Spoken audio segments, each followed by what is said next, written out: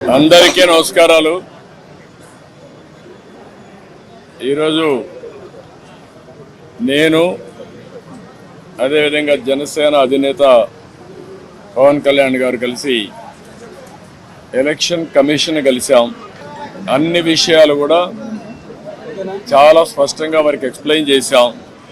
నా సుదీర్ఘ రాజకీయ చరిత్రలో కానీ పవన్ కళ్యాణ్ గారు కూడా రాజకీయాల్లోకి రావడమే కాకుండా రాజకీయాలను వాచ్ చేస్తూ ఉండడం కానీ ఇవన్నీ చూసిన తర్వాత ఎప్పుడూ జరగనటువంటి అరాచకాలు జరుగుతున్నాయి.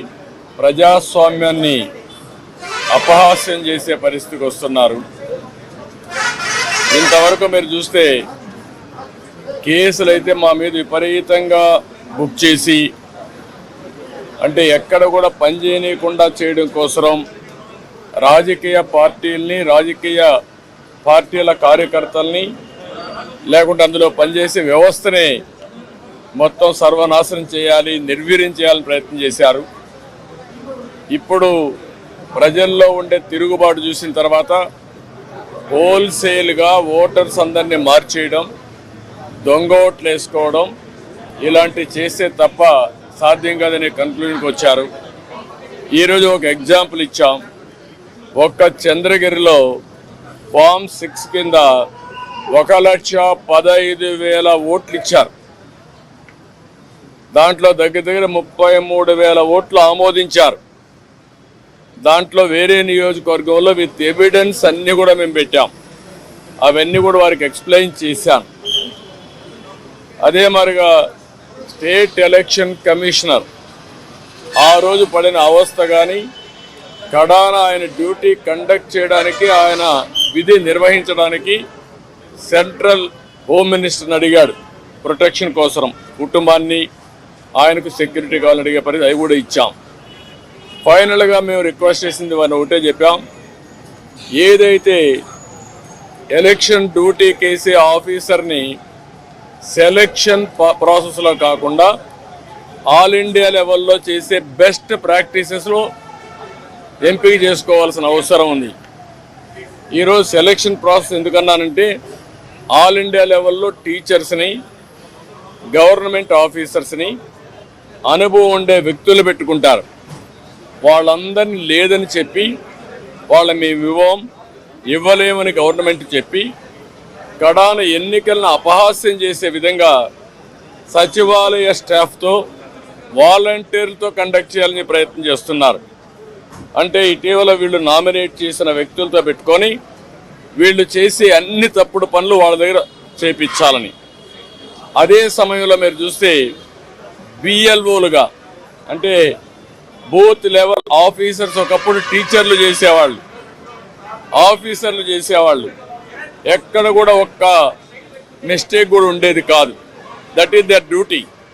దానిపైన చాలా స్పష్టంగా ఆదేశాలు కూడా ఉన్నాయి. ఎవరన్నా కానీ డ్యూటీ స్పష్టంగా చేయలేకపోతే వాళ్ళని యాక్షన్ తీసుకోవడం, ఇంక్రిమెంట్స్ కట్ చేయడం, ఉద్యోగాలు తీసి ఇవన్నీ ఉంటాయని భయపడిపోయేవాళ్ళు.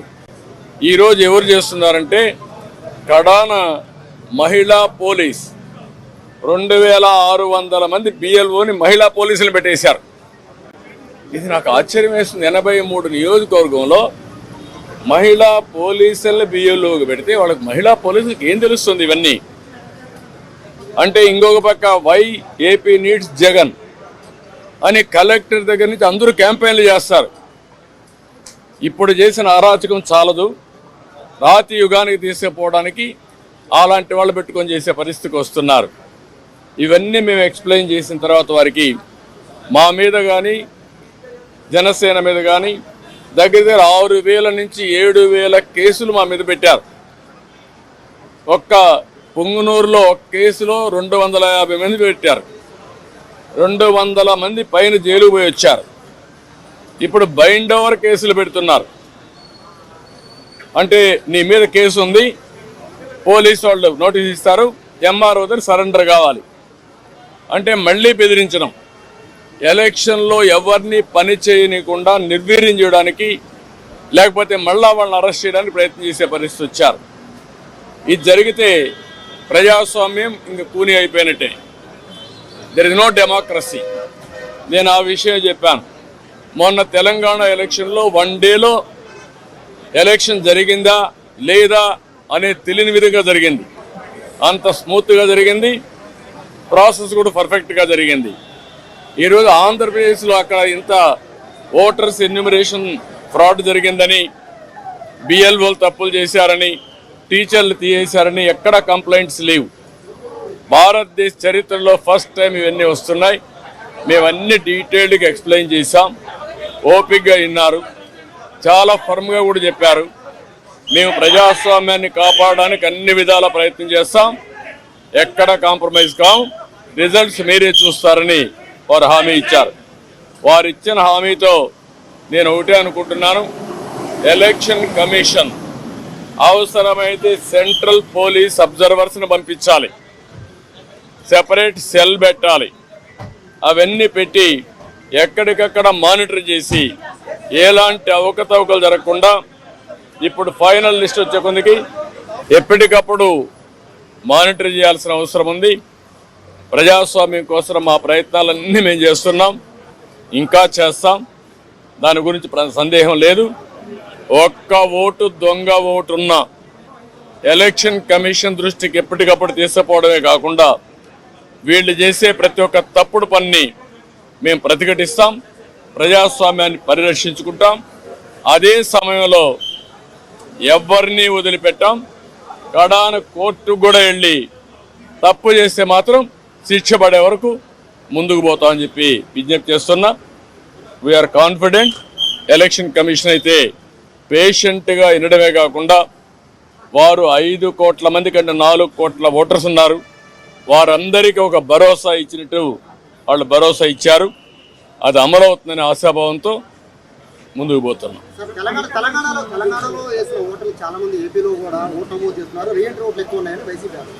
నేనేమంటానంటే, మీరు ఇన్న ఆరోపణ చేయండి, వాడు ఓటేసినప్పుడు వాళ్ళకి నోటీస్ ఇచ్చి పర్ఫెక్ట్గా చేయాలి తప్ప మీరెవరు డిలీట్ చేయడానికి? ఎలక్షన్ కమిషన్ చేయాల్సిన పని, ఎలక్షన్ ఆఫీసర్లు చేయాల్సిన పని నువ్వు ఓటు చేయడానికి? నువ్వు కంప్లైంట్ ఇస్తావు, ఇచ్చిన తర్వాత వాళ్ళు వెరిఫై చేయాలి. ఒకవేళ ఇక్కడి నుంచి వేరే ప్రాంతానికి పోయారు, అక్కడ ఓటేయరు అంటే ఓటు ఇవ్వవా నువ్వు? అమెరికాకి వెళ్ళారు, అమెరికా నుంచి వచ్చి ఓటేస్తారు. వాడి యొక్క జన్మభూమి పైన, ఈ రాష్ట్రం పైన వాళ్ళకుండే ప్రేమ, ఈ రాష్ట్రంలో పుట్టిన వాళ్ళు. అంతేగాని నువ్వు కర్ణాటకకు పోయావు, నువ్వు ఓటేయడానికి వీల్లేదు, నువ్వు ఉపాధి కల్పిస్తే ఇక్కడే ఉంటారు, అవకాశాలు కల్పిస్తే ఇక్కడే ఉండేవాళ్ళు. ఎందుకు పోయారు? అవకాశాలు లేకుండా పోయారు. అలాంటి వాళ్ళకి మేము ఓటు ఇవ్వమంటే కరెక్ట్ కాదు, అది వెరిఫై చేసుకోవాలి. అక్కడ వేయకుండా ఇక్కడ వేస్తే ఎలాంటి తప్పులు.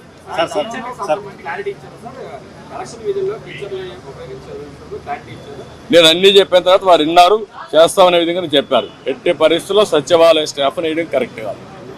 సెలక్షన్ ప్రాసెస్ కాదు, competitive best practices all over the country ఏవే చేస్తారో అవే చేయాలి.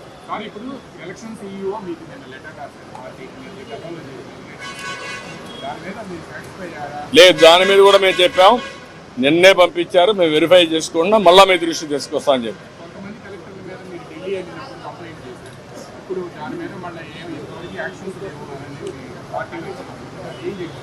ఈరోజు కూడా మళ్ళీ మేము చెప్పాం, ప్రతి ఒక్క ఆఫీసర్ పైన మేము స్పెసిఫిక్ ఎవిడెన్స్ ఇచ్చాం, దానిపైన లాజికల్గా యాక్షన్ తీసుకోవాలి, క్రిమినల్ ప్రాసిక్యూషన్ కూడా చేయాలి.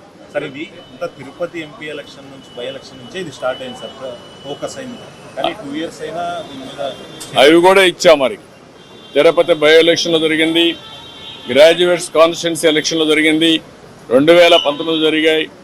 జరిగిన తర్వాత మీరు యాక్షన్ తీసుకోలేదు కాబట్టి వీళ్ళు ఏమీ కాదని ధైర్యంతో ఉన్నారు. నేను ఈ విషయం కూడా అది చెప్పింది, ఎలక్షన్ కమిషన్ అనేది ప్రాసిక్యూట్ చేయడానికి కూడా మీకు అధికారం ఉంది.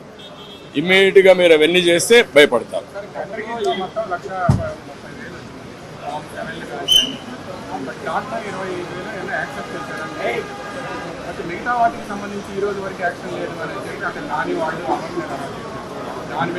ఆ విషయం కూడా వారికి చెప్పాను, ఆయన అరెస్ట్ చేశారు. ఎవరైతే ఓటర్స్ బోగస్ ఉన్నాయని చెప్పి ఎక్కడికక్కడ పోరాడుతూ ఉంటే అది కరెక్ట్ చేయకుండా అతను అరెస్ట్ చేయడం అనేది ఎక్కడికి పోతానని చెప్పి అడిగాను. ఆ డీటెయిల్స్ కూడా వారికి ఇచ్చాం. ఆ రిప్రజెంటేషన్ నాకు వచ్చింది. వెరిఫికేషన్తో సహా మొత్తం డీటెయిల్స్ ఇచ్చాం. ఏ ఓటు ఎక్కడ వెరిఫై చేశారు, డూప్లికేషన్స్ ఎక్కడున్నాయి, సర్నేములు కానీ ఇవన్నీ, ఫోటోలు ఎక్కడున్నాయి, వేరే కాన్స్టిట్యూన్సీలు ఎక్కడున్నారు, ఆ డీటెయిల్స్ అని వారికి హ్యాండ్ ఓవర్ చేయడం.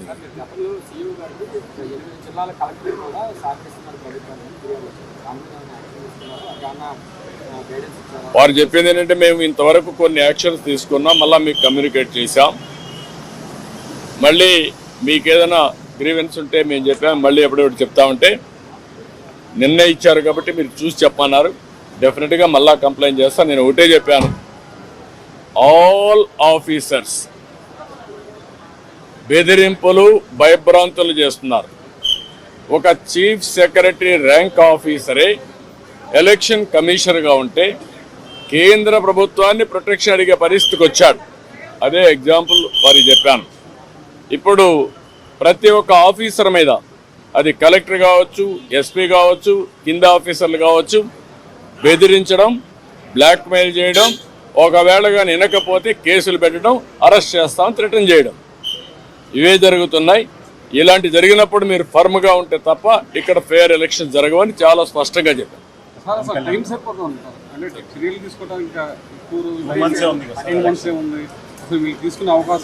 అంటే మీరు ఒకటి గుర్తుపెట్టుకోవాలి, ఎలక్షన్లు 2 నెలలే ఉంది. ఎలక్షన్ ప్రాసెస్ స్టార్ట్ అయిపోయింది, ఎన్యూమరేషన్ అయిపోయింది, ఓటర్స్ వెరిఫికేషన్ అయిపోయింది. ఆ డేట్ కూడా ఈ నెల 24వ తారీఖు డేట్ కూడా ఇచ్చేశారు. ఇవన్నీ అయినాయి.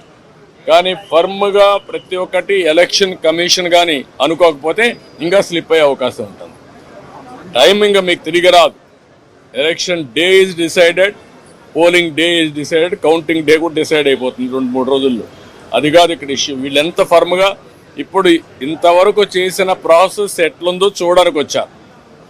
ప్రిపేర్డ్నెస్, ఆ ప్రిపేర్డ్నెస్లో ఏం చేయబోతున్నారో, ఏం జరిగిందో అన్నీ మేము మా యొక్క అబ్జర్వేషన్స్ కానీ, మాకుండే బాధలు కానీ, ఇక్కడ జరిగిన విషయాలు కానీ చాలా స్పష్టంగా వారికి ఎక్స్ప్లెయిన్ చేశాం. Now it is the duty of the election commission to conduct free and fair pole. నేను అది కూడా చెప్పాను. ఒకప్పుడు ఎలక్షన్ కమిషన్ లేనప్పుడు కూడా నేను ఎన్నికల్లో పోటీ చేశాను.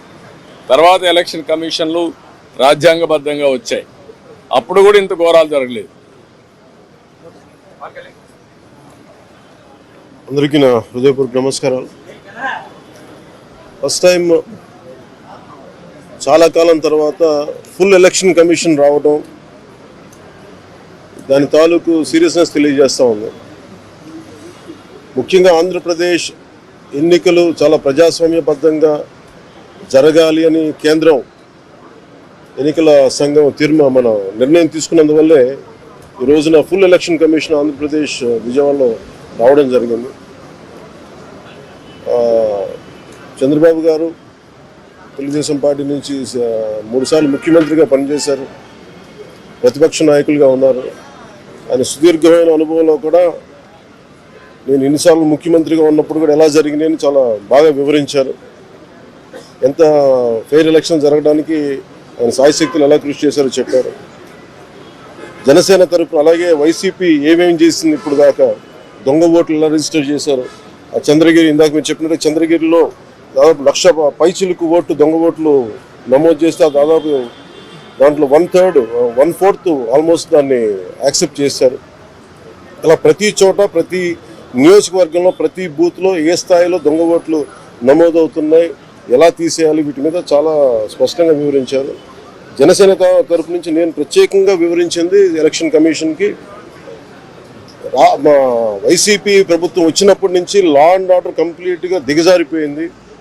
ఎవరన్నా ప్రజాస్వామ్య హాని పొలిటికల్ పార్టీస్ కానీ, వ్యక్తులు కానీ, ప్రైవేట్ వ్యక్తులు కానీ, వాళ్ళందరి మీద కేసులు ఎలా పడుతున్నాయి, కేసులు ఎలా చేస్తున్నాయి, ముఖ్యంగా బైండ్ ఓవర్ కేసులు ప్రత్యేకించి పొలిటికల్ పార్టీ టీడీపీ వారి మీద కానీ, జనసేన కార్యకర్తల మీద కానీ ఇవన్నీ చాలా క్లియర్గా తెలియజెప్పడం జరిగింది వారికి. అలాగే పోలీసు అధికారులని ఇప్పుడు సడన్గా మారుస్తూ ఉన్నారు. లాస్ట్ 2 నెలలుగా మార్చేస్తూ ఉన్నారు. మళ్ళీ ఎన్నికలు సంఘం వచ్చేటప్పటికి మళ్ళీ వాళ్ళకి కావాల్సిన అధికారులను తిరిగి అక్కడ వేయించుకునేలాగా తీసుకొచ్చిన ప్రణాళికలు చేస్తాం. అది కూడా బలంగా తెలియజేశాం. అలాగే మహిళా కానిస్టేబుల్స్ ప్రత్యేకించి సంబంధం లేని చోట్ల వాళ్ళు దాదాపు 87 నియోజకవర్గాల్లో వాళ్ళు పెట్టారు. అది వాళ్ళు దూరం చేయమని ప్రత్యేకంగా ఆయన వివరించారు. నేను ఇంకోటి ప్రత్యేకించి నేను చెప్పింది ఏంటంటే వాలంటీర్స్ అనేది విలేజ్ సచివాలయం అనేది ప్రత్యేకించి అది యాంటీ కాన్స్టిట్యూషనల్ బాడీ. వాళ్ళని దయచేసి ఎన్నికల సమయంలో వాళ్ళని ఉపయోగించొద్దని చెప్పి ప్రత్యేకించి విన్నవించాం. అలాగే మేము కోరుకుంది ఏంటంటే మీరు కనుక సంపూర్ణంగా దీని వైపు చూడకపోతే, దీని పారదర్శకత కన్నా దీని ఎలక్షన్ చేయకపోతే ఇక్కడ ప్రజాస్వామ్యం కూని అయిపోద్ది, ఇక్కడ హింస ఎక్కువైపోద్ది. అలాగే గత స్థానిక ఎన్నికల్లో కూడా ఏ స్థాయిలో కనీసం ఒక దళిత యువకుడు లాంటి ఒక కనీసం నామినేషన్ వేసే పరిస్థితుల్లో కూడా లేదు, అందరినీ చేశారని చెప్పి ప్రత్యేకించి అది వివరించాం. ఖచ్చితంగా వాళ్ళు ఒకటే ఎన్నికల ప్రధానాధికారి